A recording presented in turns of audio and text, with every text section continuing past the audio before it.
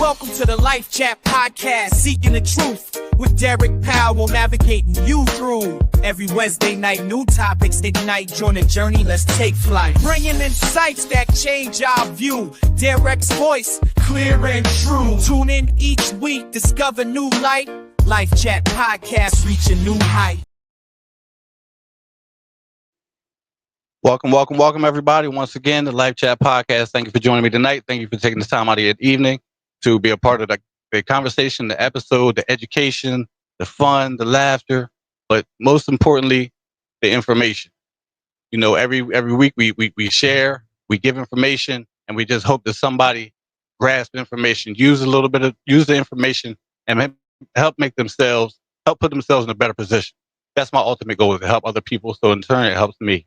You know, I just want to talk about different things for the night with our special guest, Mr. Khalil Abdar-Rashid. I'm hoping I said the middle name right, the middle attribute. But our topic for the night is builders of men, and this topic really caught my attention when we discussed it, because this is something I really worked toward for myself specifically, is building myself up to be a better man. You know, I've been stuck in this. I'm not afraid to say I've been stuck in like this childish type of mindset for a while. Then I'll go into the man stage, and I'll go back to the child stage. And I just want to continue to be a better man, a better person than I was prior to my involvement in my new way of living. And this is the type of episode that I think that will help a lot of young men growing to be better men, as long as we take the proper steps toward achieving that goal. And sometimes it just takes somebody else to give us a little push. Sometimes it takes somebody else to help us along the way. And tonight we have that one individual, Mr. Khalil Abdar-Rashid. I'm pretty sure I got it right, but I'm hoping you let me know. Mr. Khalil, Hey, how you doing? you got it right. You got it right, but everybody just call me Khalil, man. Okay. All right. I just wanted to put it out there. I just want to make sure. Yeah, So, you got it give us right. You got it right. Just Khalil's just a fine little, though. all right, Khalil, give us a little information about who you are, a little introduction for you about yourself. All right, so as I said, my name is Khalil. I'm 50, man. Wow. Uh, Yeah. Yeah. yeah, I'm 50. I'm getting there, man. But like, I grew up in Wilmington. Uh, grew up on the west side, up on a hilltop in Wilmington. Um, at 17, I went to prison with a natural life sentence plus 5 years. Right. There was a time I was told that I would never see the streets again, and one of the things that was interesting when you talk about building men and understanding how that process happened for me. My father was murdered when I was 14. Right. He was like my Superman, my superhero. He was the person I looked up to that I wanted to be like.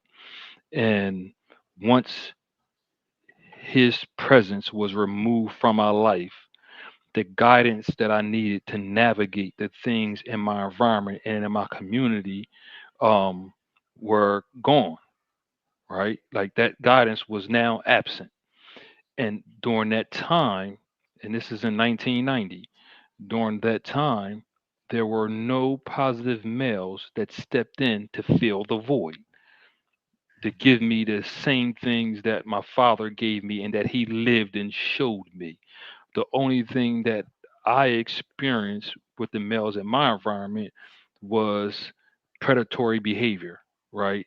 As a young man and taking advantage of that vulnerability. And they didn't know at the time the fragile state that I was in. They were doing what they do, right?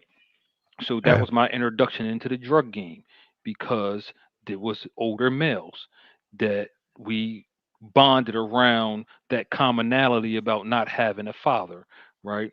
But then even when you look at other males that were in my environment that you would think would step in to fill that void, most of them only utilize me to purchase drugs or to sell drugs, right? So, as I went through that struggle and the things that I was experiencing, um, the other piece of it that was really interesting was no one was there to teach me how to navigate my emotions and the confusion that I was experiencing on a regular basis as a result of my emotions of losing my father, right? Like no one can explain it to me. No one can guide me because my father wasn't in the streets. So, when we think about somebody getting murdered nowadays, you always think they're in the streets selling. Well, my father wasn't doing that. He literally was on a payphone calling his job and someone shot him, right? So when you think about that and you think about that dynamic and trying to understand how someone that is far removed from the streets can have their life taken for no reason, right? Like we know that when you're in a game, we know what we sign up for and we know what things come along with it and that that's a possibility. Even though it's not something that we striving for, we know it's a possibility that these things can happen. You don't imagine it for someone that's just innocently doing what they're supposed to do. So as a young man, no one can help me understand that, and they couldn't help me navigate all of these new emotions that I'm feeling. Right, the sadness and the anger, back and forth that I'm going between that. And growing up as a young man, sadness wasn't an emotion that we were encouraged to express But or feel. yeah, Right, I got this message: they if you couldn't show it. cry, yeah, because I Definitely would get couldn't the show it. message: if you cry, you better stop crying. I'm gonna give you something to cry for. So I learned early on to stuff my emotions because crying was a sign of weakness. So there was no one for me to there I couldn't cry and there was no one for me to cry out to, right? And then at the same time there was no one to respond to that. My mother, she had to work two jobs now. She's a single parent. She didn't ask to be a single parent. Suddenly she woke up one day, she's a single parent. She just lost her husband. Now she has to be the sole provider in the household. She has to be the one to try to guide us and things of that nature, right? And she was going through her own stuff as a result of losing my father. So that just left me out there with no guidance, just trying to figure things out. Um, and I wasn't able to. So when I went to prison, uh, the thing that really helped me was at that time in the prison system there were older male inmates, right? Like Ed Fountain, Mukman Yeah. Rahim, Sheikh Ahmad, like Isaiah Islam, Abdullah Hamid. Like there were all these males that were pivotal figures in the prison Community. environment, the prison community, right? And they used to pour into me to help me grow and develop. And they had this thing where they would always be like, young man this, young man that, young man. And I used to be like, man, stop talking to me like that, right? Because you know, it didn't make sense to me, right? And they'd be like, young man, have a seat. Young man, do this. Young man, do that, right? I never took that as a sign of respect at that time, but they were talking to me respectfully and trying to treat me with respect. And they were trying to get me to be open to the education that they wanted to give me. And they wanted me to be humble enough to receive it. So, as we develop and we grow into men, one of the things that I learned that gets in our way, the lack of humility, right? That lack of humility to be open, no, that lack of humility to be open to receiving that type of instruction and guidance from another male when we say like I'm a man, you can't talk to Right. me like that, right? And not taking that what they're doing and giving to me, they're actually talking to me with respect. They're trying to treat me with respect and dignity, and I was receiving it and taking it as something else. Then the other barrier that I found as a young man trying to take all of this information, but besides the lack of humility, was the unwillingness to submit to authority. Oh, Because when I say this, it's just the unwillingness to submit to authority. The male authority figure I had in my life was removed. That was the only male authority figure that I submitted to. So having another man now trying to see this person as an authority figure and to talk to me or instruct me was difficult, right? And I remember Mukman, May Allah have mercy on him. He said that um he sat me down one day and he said, "Young man, the only way you're gonna learn is if you're willing to sit at the foot of the master." So, in my pro blackness, I thought he was talking about the white man, and I thought he was That talking word about being a master. slave. Yeah. That word So master. Yeah. yeah. So I resisted it, and I was like, "Man, I ain't nobody my master. What are you talking about?" So he said, "No, that's not what I mean." And it would take me probably 2 years to figure out, understand what he was saying, right? Like, these guys had a certain level of expertise. They were masters in of their profession, their occupation, right? In order for me to learn, it's no different if you got an apprenticeship and you want to go learn from a master carpenter. You have to sit at the foot of the master so that you can then become that master. Same thing in martial arts. If you want to learn, you have to be humble enough to receive the instruction, but you also have to be willing to submit to that authority. So, I once I got that piece together and understood that, then I stopped talking and started listening. I stopped arguing. I stopped resisting and started submitting, because that's where we mess up, right? And speaking personally, um, always having a rebuttal, always having an argument, always having a comeback every time someone says something. They can be talking, I'm already formulating my rebuttal in my head. I'm already trying to discount and argue against their argument so that I can go back and forth, right? To show them that I am a man when I wasn't, right? So, um, I once I just started just being silent, and I wouldn't say nothing, right? I didn't talk much. I would just walk around and listen. And I was always underneath a foot, and I would just listen and I would learn, right? Brother Sheikh was in a wheelchair and he was housed in the infirmary. And every Friday I used to have to go get him and push him to Jumu'ah. And I remember Shake. I remember Shake too. yes. And when I would be pushing him from the infirmary across the compound to the chapel, he would just be dropping jewels on me, man. He would just talk to me. And I'm looking at this guy, and they was talking about how he used to be. And here is this 70-something-year-old man that's literally dying in the prison and wasting away. But he still had his mental faculties with him and would just drop stuff on me. Like he would just drop little jewels and drop them and drop them. And I would just push him, and I would never say nothing, and I would just boom. I would help him get dressed. I would help him get out of the bed. I would help him to the shower. The whole time he would just talk. No, he would just talk, um, and I would just listen. And everything that would be said to me, I still utilize those things today, right? Like they really started hope helping to mold and shape me. Then the other thing I had to really get to, and I talk to men about this all the time, is we have to be willing to acknowledge our trauma without fear. And when I say acknowledge it without fear, is we have a tendency to be afraid of those things that spark those uncomfortable emotions. And our trauma it triggers those uncomfortable emotions. So it'll trigger the sadness, it can trigger depression, it can trigger all of these different things, it can trigger confusion, right? So these emotions make us uncomfortable. It can trigger a sense of powerlessness, right? Like I don't never want to feel powerless, right? um it That can trigger, abandonment.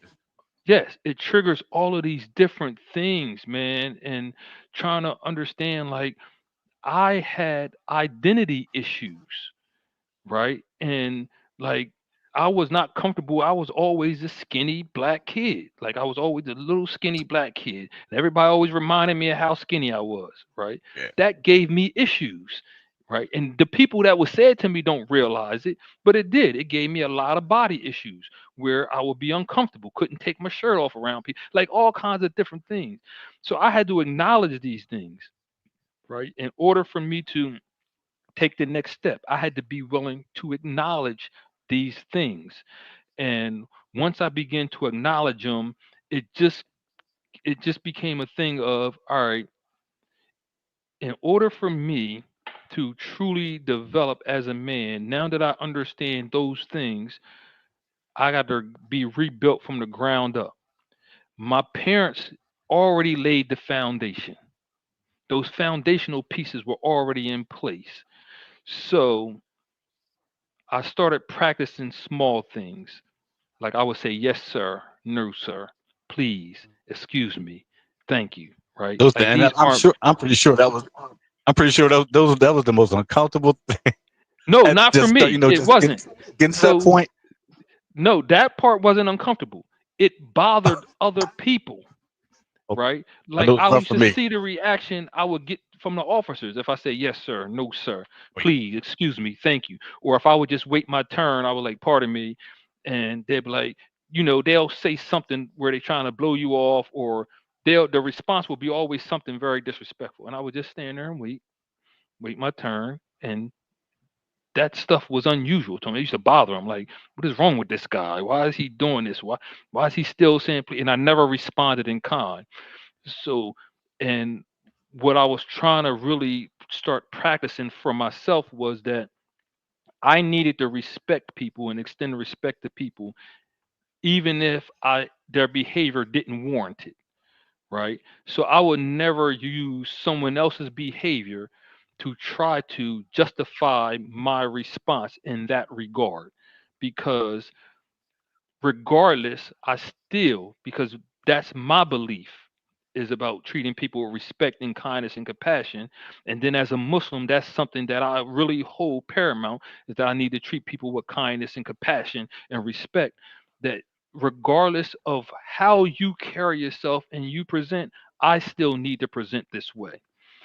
So, and trying and growing up as a young man in a prison, it can be difficult because it's a savage world, and and the trauma continues, right? So you have these traumatic experiences on the street, then you having these traumatic experiences in prison, and that stuff is continuing. you know when I went to prison, I was an alcoholic by the age of 15. I didn't stop drinking when I went to prison, of course not. right? And I was one of those guys where, because I had money, I can pay a guard to bring me in stuff, right? So I would do that stuff. And my thing was, I needed some alcohol, so I would do it until they taught me how to make my own. So then I would make my own until it got to the point where, and this was in 1997, and I was in Smyrna, and um, I was sitting over a toilet, right? And I'm in this nasty bathroom over this toilet, right? I got the runs, it's coming out of both ends, and like I was doing this like every few days, and I'm sitting there, and this one time I was like, what am I doing? I'm on a floor of this nasty bathroom, my face over this toilet that everybody has to use, right? And this is my situation. Like, I'm already in a bad situation, like, and no one really knows what's going on, but it was my way of trying to self-medicate that way. So at that point I was like, I'm done, I can't do this, right? It was humiliating, it was very degrading, and I was like, I cannot continue to do this. um the man that I need to be, I have to be willing to step away from these things as well. And that was another part of my journey, just trying to do that. Um and then at the same time, that came along with acknowledging the trauma, because that's what I was trying to numb. I was Cover it. trying to Yeah. numb all of the feelings and things that came along with acknowledging the trauma. So, but once I did that, then I had to confront the biggest beast in my life, and that was the man that murdered my father and my feelings towards him. And we were incarcerated in Smyrna together, right? We at one point we was on the same tier next to each other. Then we was in the same building with each other. So and things of that nature. And I saw him every day. and had to navigate it. And I had got to the point where I recognized that part of me healing from my trauma was I needed to forgive this man, right? Like, in order for me to take that next step, I needed to forgive him. And I had wrote something in the isthmus about forgiveness. He and I ended up sitting down having a conversation. Um, everyone was worried about violence happening between us because where I come from, the rules say that I'm supposed to do something to him, right? Like, I'm supposed to retaliate for him killing my father. Like, I'm supposed to do, you're supposed to. This is what the rules say, that all the things I'm supposed to do that I didn't want to do. And when I made a decision to forgive him, he and I sat down and ended up having a conversation. He requested the conversation. I was going to forgive him regardless. That was my decision. We sat down and had a conversation. We were talking. He wanted to share with me what happened, and he hadn't talked about it before. So we sat down and we talked, and I realized in that moment he needed to share with me for him, not for The me. cleansing. The cleansing. So I let Yeah. him share. When he was done, I told him that I forgave him. We stood up and we embraced. He and I ended up becoming very good friends after that. We played ball together, we talked, had a lot of respect for one another. No one can understand that. How I would be, even my family didn't understand how I can be so forgiving and so embracing of someone who took so much from me. And I had to explain that I needed that for me, right? Like, if I wanted to be free from that place, I had to start there, and I had to start really healing myself from the inside out. And when I decided to forgive him, man, it was like a weight was lifted. I felt so much lighter. Like, my anger just dissipated. It was just it was so different, man. And I remember praying. I was in prayer. I was offered prayer, man, and it was different than I had prayed any other time before. Because generally, when you learning and you growing, sometimes prayer just becomes a ritual, right? So every 5 times a day, we pray. For some, it just becomes a ritual. The moment I forgave him, it wasn't no longer just a ritual, right? It became about purpose. It became about submission, right? It became about me truly embracing what Allah has intended for me and what I need to do for myself, right? As it aligned with His plan. So um, that began my march forward. And it's just a matter of being committed, focused, and consistent in what did I do. So eventually, I was released. I spent 25 years, 27 days in prison. Eventually, I was released from prison as a result of the juvenile law changing, and can't give juvenile life sentences. Um, and that just brought me to what I do now and working. And we started our own nonprofit called Missed Ops, and um, I go back into those same prisons that I served my time, and I teach the victim impact class and courage to change class. Right, we do it in all of the institutions. Um, somebody asked me one time, why do I go back? And I said, because it would be irresponsible of me, and it would be a disservice to all the men that I left behind, that for all that was given to me in order for me to be where I'm at and to be the man that I am today, for me not to go back in there and give back, for me not to go back in there and try to pour into them what was so freely given to me by all those that came before me, right? And out of all of those men, the only one that's still here is Ed Fountain. All the rest of them passed away in prison, right? So that, for me, is one of the most powerful things for me. And it's all purpose driven. And we also do, I have a strong team with me that goes in and we do reentry work. So when individuals is coming home and they need help and they need some guidance and they need that coaching, that's where we come in at, right? And I got some strong individuals with me that will pull you up by your bootstraps and really show you, right? And oftentimes we do 70% of the work, they only do 30% of the work, right? But if that's what it's going to take in order for a person to be given those opportunities and for those doors to open, that's what we do. And we stay focused and we stay committed on that. So, that's how it's been steadily growing. The work I do in the schools came about a book that I wrote called Black Boy Lost. Um, when I wrote the book, I really just wanted to let people and behind the scenes, because oftentimes we just look at the behavior of young people and we just start labeling them. That kid is bad and this and that, not understanding that there is something going on beneath the surface. The So I underlying had issue. to, yes, I had to expose myself to show people what goes on beneath the surface, so that you don't just look at this behavior and just say this is what it is, when there is a whole lot of things that's going on. Up until my father passed, I was a straight A student. I was an honor student. Like, I wasn't getting in trouble. I wasn't in the streets. I wasn't doing. I was a Boy Scout. Like, I was a nerd, man. Like really. I read books. I would be in Canby Park catching frogs and tadpoles and swimming down Indian Rock and doing all that kind of stuff. Like, that's what I did. I was into nature.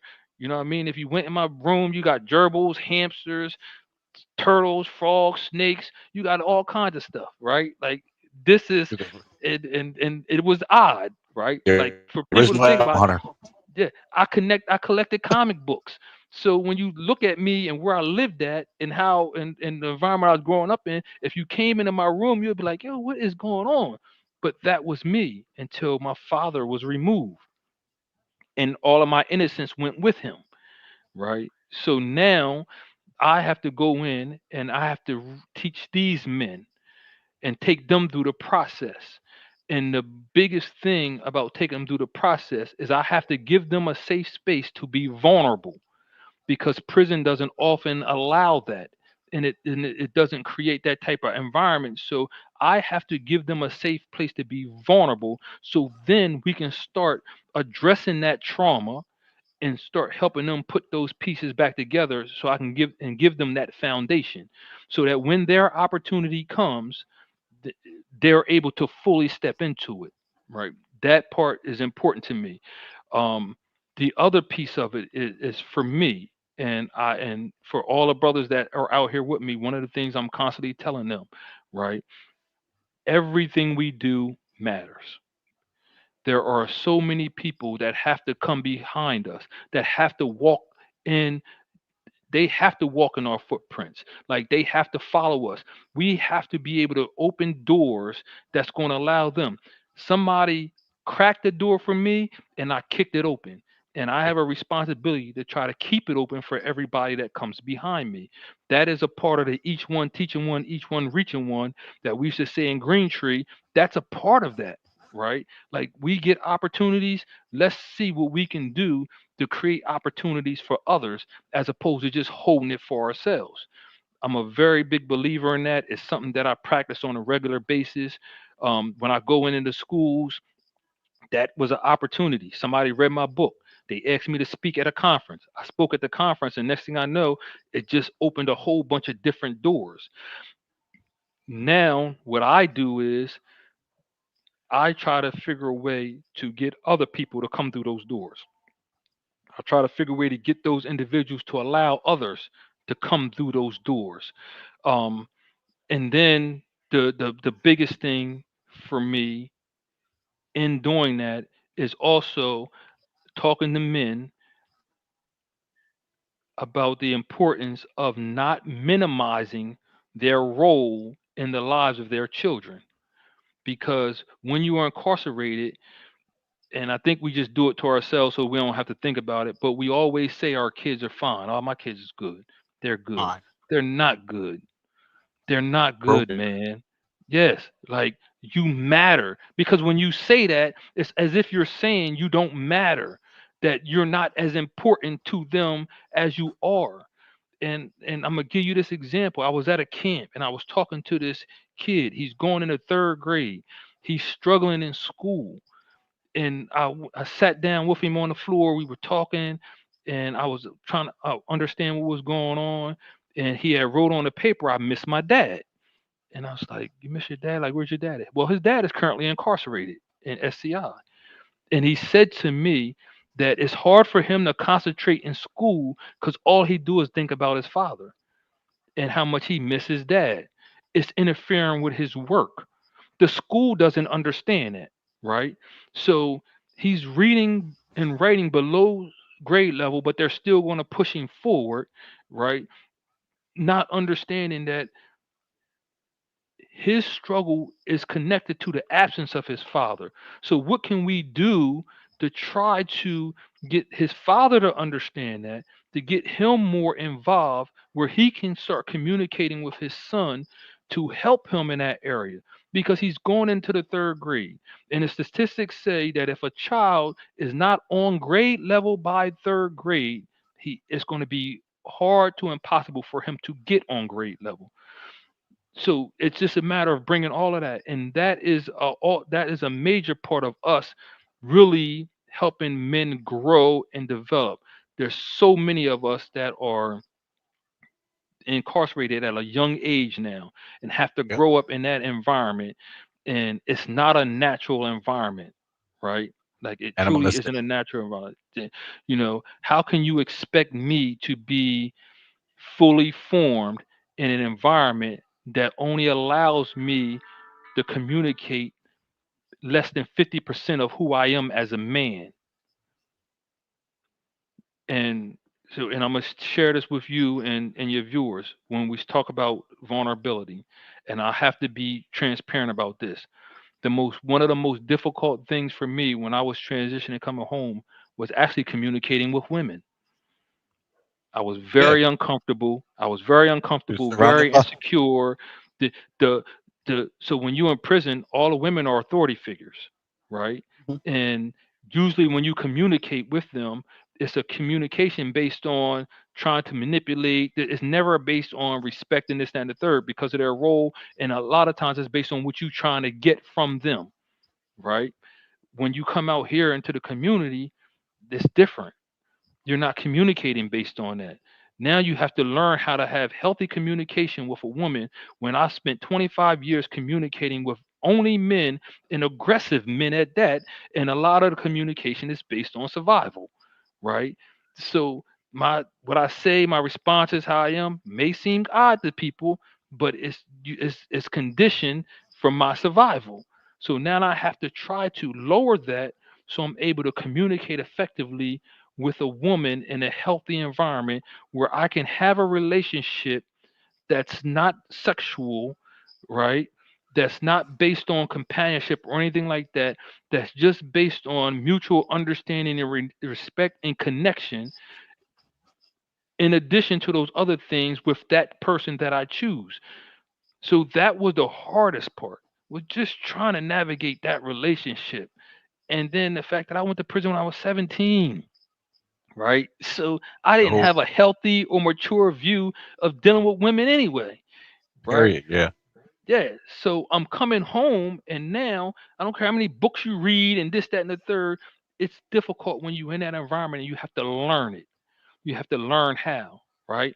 I had to learn how to communicate with my son in a compassionate and vulnerable way, Without right? aggression.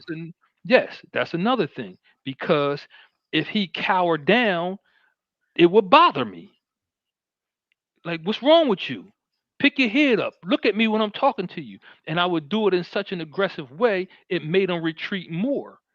So I had to learn, like, I'm not in prison anymore. I was sharing, and I'm gonna say this is the last thing before I open up for questions. I was sharing with someone today. I've been home 8 years. The first 4 years I was home, I did not feel like I fit or I belonged, right? I did not feel like I was in control of my own life and my own story. I always felt like someone else was trying to direct God and push me to do what they wanted me to do. It has only been the last 4 years where I've actually felt present in my own life, where I actually felt like I'm the one that is controlling and deciding who I am, what I do, and who I want to be, as opposed to someone else trying to navigate me or push me to where they want me to be. Right.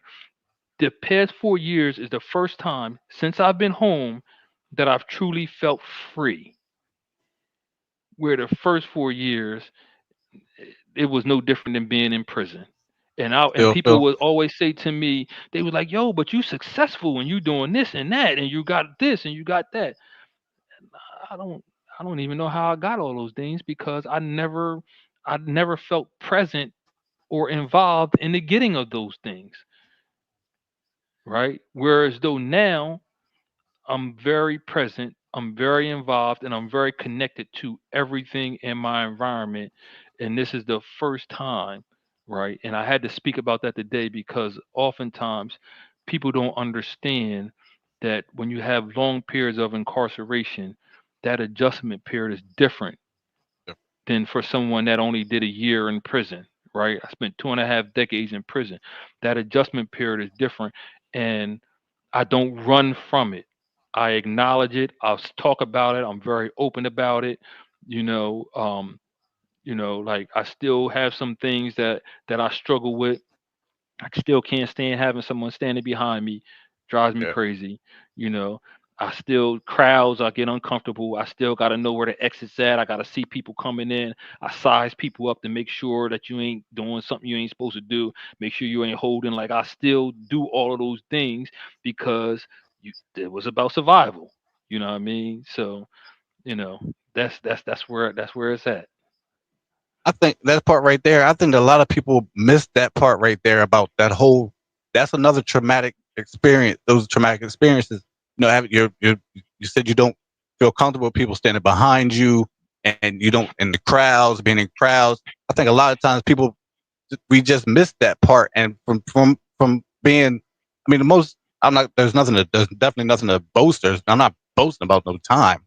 You know, 7.5 years in prison was my last sentence. And those, I was already an introvert by nature. So being in an atmosphere sometime when I had to be crowded just did something to me. It just just shot my anxiety, my levels straight up. And as soon as when you said that, it just reminded me of how I felt in those situations. And to this day, I don't like. I don't. I work at the beach by the boardwalk. I do not walk on the board. I do not like being in the on the boardwalk, walking through all those people. It just does something to me. It makes me feel it's completely awkward.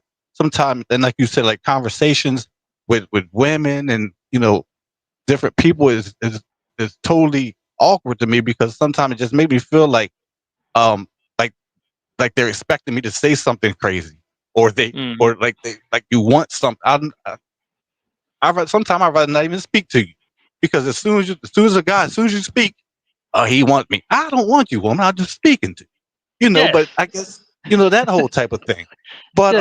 Go and just saying good morning to somebody. Like, how you doing? Like, I'll be like, how you doing? And like, I got a man. I didn't ask you if you got a man. I just said hello. none of That's that. it. Yeah, it's None because of I'm that. trying to be respectful. I said hello. Right. Don't care if you got a man. I didn't ask you if you have a man. But it's so, and the thing is, because that's not something that's practiced. Right. Yeah. That's what they're used to now. Yeah. So but I did have a couple questions because I know you got things to do. You have a life. We all have a life. But I did have Yeah. a My couple son, questions, he's right? tripping. He just got out of the shower. So he over there tripping. So don't worry about See the first see, and see the first it. thing you said, well, he's tripping. He's He just is. being He is. he's being If the you son. seen him, well, if you seen him, you would understand what I'm saying. He's over there bugging right now. We'll get these. Yeah. We'll try to get these couple questions out of the way, and then we can cut it short. So my question was, you mentioned about your time, the time that you did. You said you Mhm. went in at 17, and you came out after all those years, and so obviously you put plans in place to want to help other people. Mm. once you were released, I'm sure you already started. That wasn't just something that happened once you were released. This was something No. that you had to work on and built up prior to being released. Um, Hmm. so, and you mentioned missed ops. Can you uh, explain a little bit more about what missed ops is, how people can get involved, and what's the ultimate goal of missed ops? So, first, like the idea of missed ops came when I was incarcerated, and you know, I've always was heavily involved in programming and things of that nature. And I was running a Green Tree program, ran it for like 10 years down SCI. And I was on the phone with my wife, and we were having this conversation, and we was talking about the book that I was planning, that I released, Black Boy Law. But we was talking about, at the time, it was just my idea, the concept. We was talking about it. I just had the manuscript, was writing, and she's a social worker. So she said she said something about, when I read your book, I can see all the different missed opportunities that people had to intervene in your life that could have changed the direction of your life, right? I never looked at it like that. You know what I mean? I always say, you know, a law plans, man plans, but a law is the best of those that plan. So whatever plan he had for me, that's just what it was. Regardless of how bad it may seem or how good it was, it's just the plan, and it's working out the way it was intended to work out. Um, and we said that if we ever started a nonprofit, it was going to be called Missed Ops. And our goal is, our mission is to work with those that are incarcerated or formerly incarcerated and their families, to help them make a healthy transition back into society, right? And to help the families heal and grow and come together. So that was that's always been our focus. That's always been our goal. um, you can go on our website, missedopsinc.com. If you go on missedopsinc.com, you can go on our website, and then it tells you all the programs we do. It tells you how to contact us, how to get involved. And once you do that, and then we just take it from there. I know you also have something else going on, and uh, you, if I'm not mistaken, you had an event. I want to call it an event today. You know, if you want to share a little bit about, elaborate a little bit more about what that event involved, and Okay. what was it about, for people to So for people's information. so every year, the Department of Education, they just started doing this. I think this is the third one. It's called the Social Emotional Behavior Well-Being Conference that they have, and it's for the educators in the school system, and they have like speakers, workshops, things of that nature for the teachers and the different educators.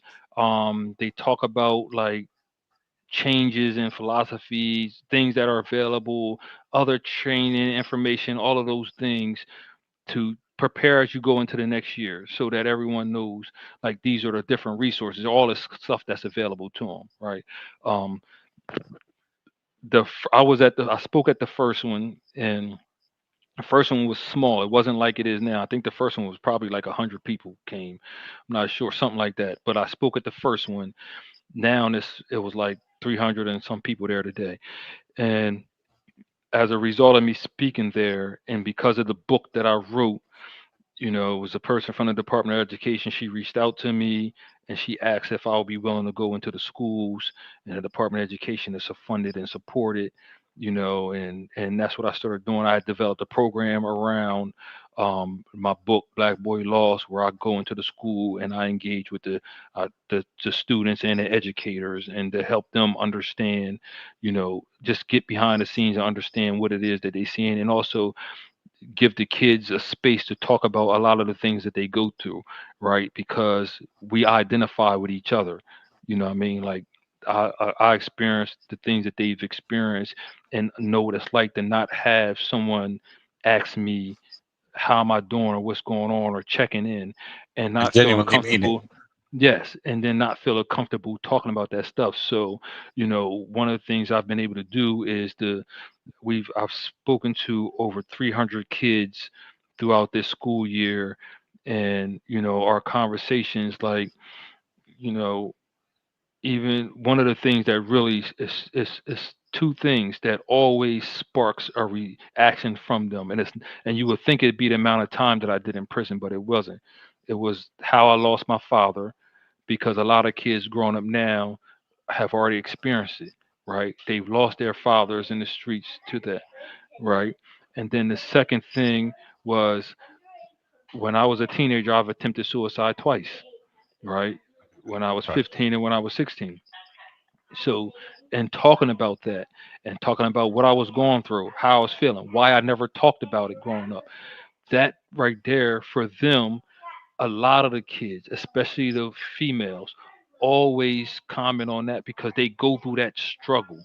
And some of them always talk about the self harm that they practice as a result of a lot of those different things, right?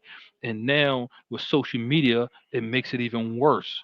So when you go to this conference, they talk about all of those things. And the day I had an opportunity to present there, and I was able to present all of the data, the information that I was able to put together from doing it for the school year. I'm looking forward to going into the next school year to go to the schools and do it again, and have that conversation.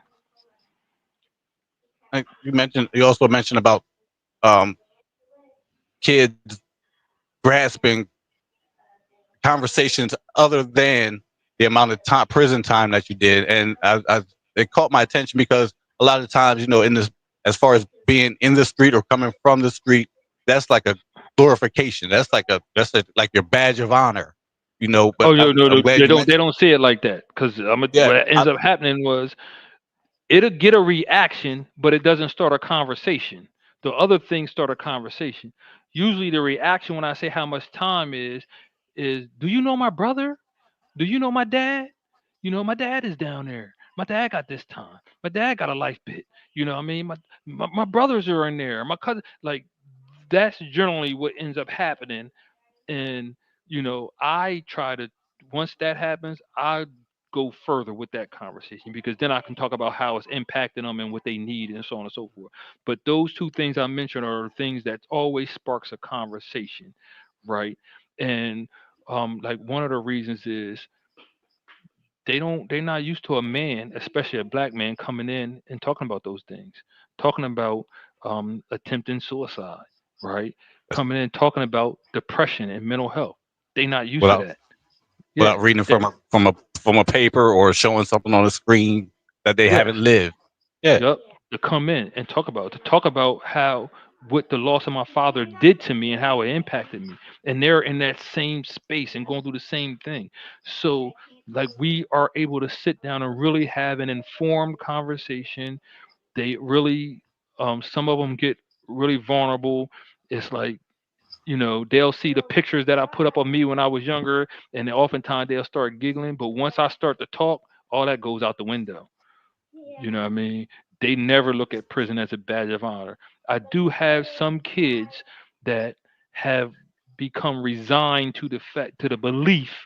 I don't want to say fact. They've be resigned to the belief, and this should be scare all of us, that they are going to end up in prison or dead. They have literally become resigned to that's what they believe, that they're going to end up in prison or dead. And the kids that I've spoken to were between 10 and 17. 10, And 10 years the old. yeah, and to have them to express that to me, I believe is like a failure on all of our part, right? Because all and I'm gonna tie all this together and bring it to you like this. Been doing a lot of work with reform in prisons, doing a lot of work with going into prisons and programming and doing that, and they doing those things, doing a lot of work in the community, do it, right? We just passed um, Senate Bill 10, right? The compassionate release bill just got passed, was signed in by the governor. It comes in off, it takes effect January 10th. So it's going to be a lot of individuals that are great, get an opportunity, that's been incarcerated for a long time, to have an opportunity to get released. And while everybody was rejoicing about this door opening up so that individuals have an opportunity, the way I viewed it was from a different perspective. I viewed it as this has raised the stakes for all of us. And what I mean by it has raised the stakes for all of us, it means that in the community, we have to do more to help families and support families in becoming healthier and for communities to be healthier because these individuals are going to be coming back in.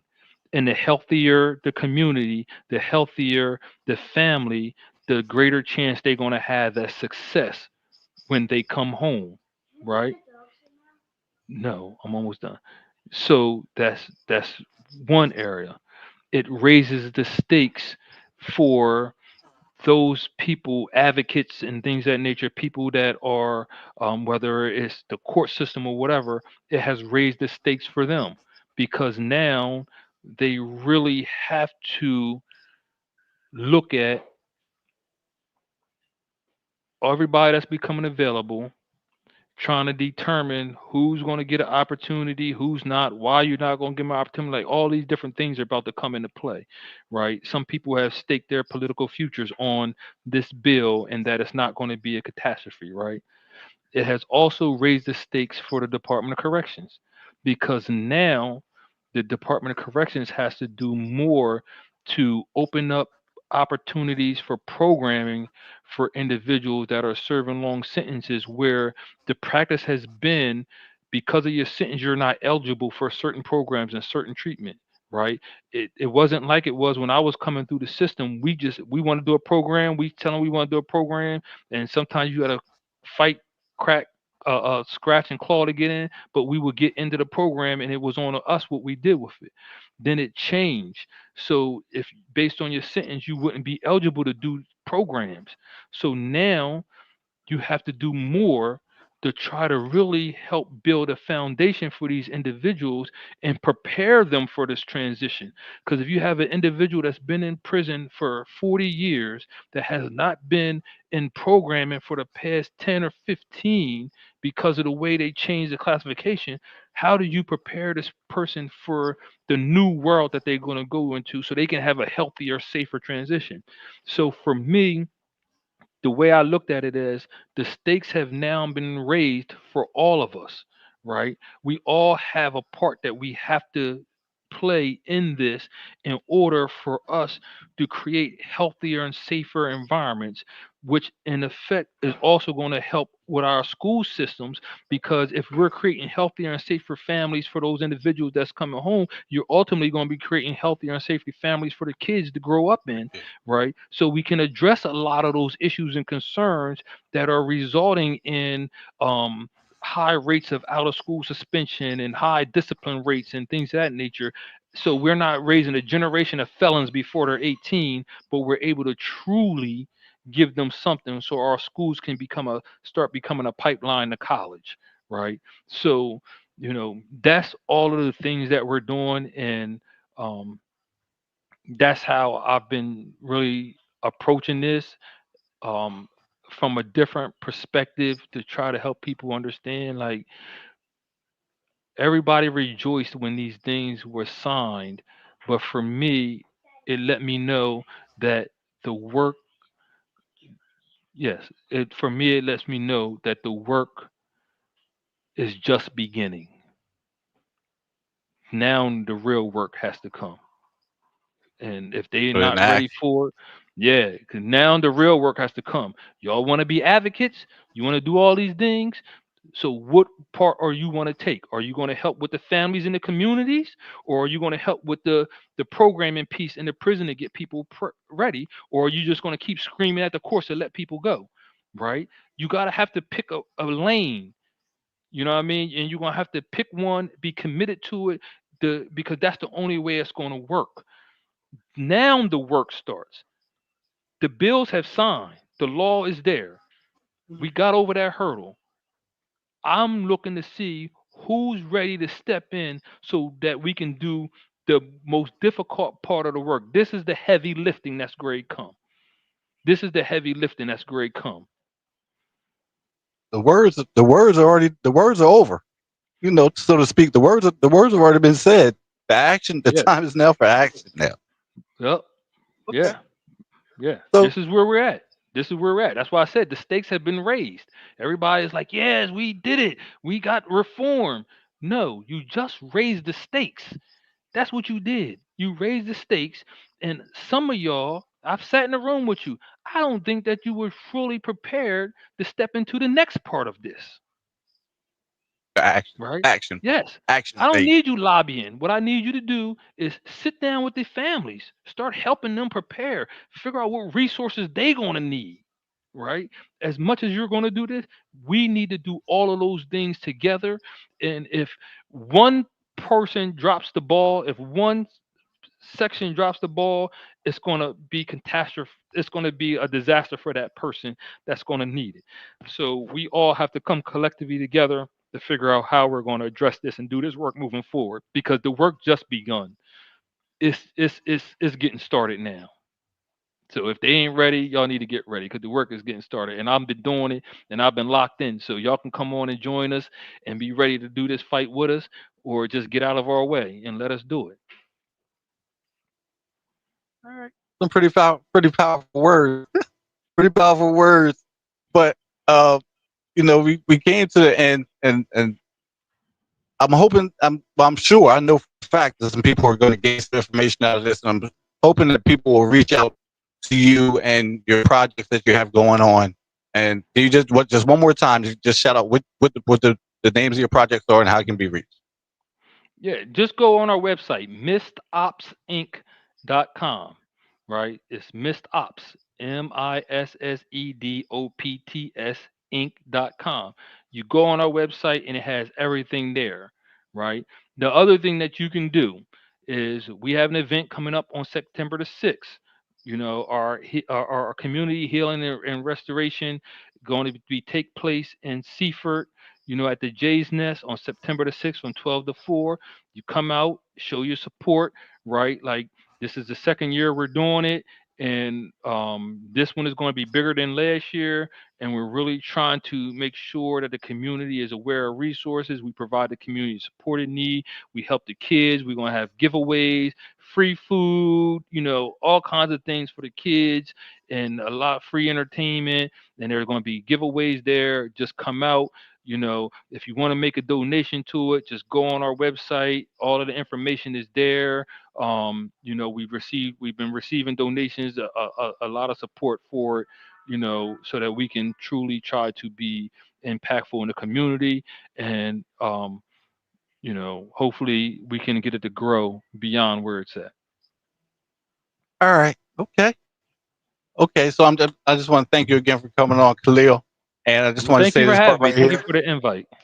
I just want to say this part right here before we go, before we exit off. A lot of times we talk about the substances and talk about chemical addiction, alcoholism and substance abuse. We talk about that, but if people paid attention, none of that was really mentioned. None of that was mentioned in this episode, because we always talk about the underlying issues.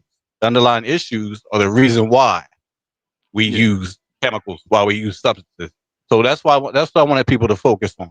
But I thank you for being on tonight, Khalil. I'm definitely going to stay in contact with you. I didn't just get your information for no reason, so I'll be bugging you within the days to come. But All right. thank you everybody for watching tonight. Thank you for being a part of tonight's episode. Don't forget to like, share, comment, subscribe, and have a great night. Be safe, be blessed.